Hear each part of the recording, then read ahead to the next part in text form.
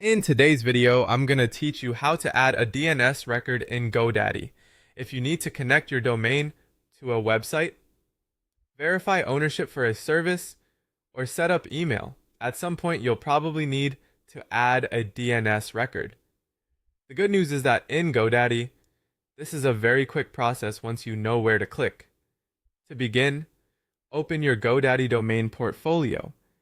This is the section where you can view and manage the domains connected to your account.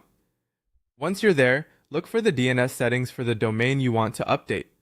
Make sure you're working on the correct domain before making any changes, since DNS records control how that specific domain behaves online.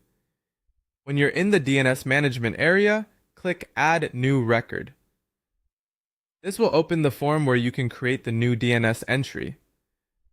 GoDaddy gives you several record types to choose from, and the one you select depends on what you're trying to do. Choose the record type first. For example, an A record is commonly used to point a domain or subdomain to an IP address. A CNAME record is often used to point one name to another domain name.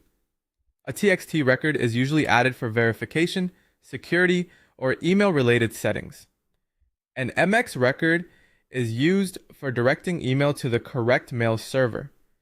Selecting the right type is important, so use the exact record type provided by the service or platform you're setting up. After that, enter the name and the value. The name field usually identifies the host or subdomain, such as a root domain or something like www, depending on the instructions you were given.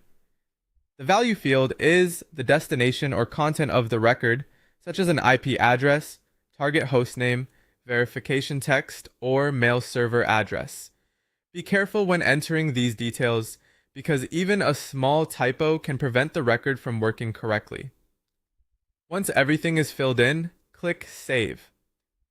That's all you need to do to add the record. After saving, keep in mind that DNS changes may not update instantly everywhere. In some cases, the change can take a little time to fully propagate. If the record doesn't appear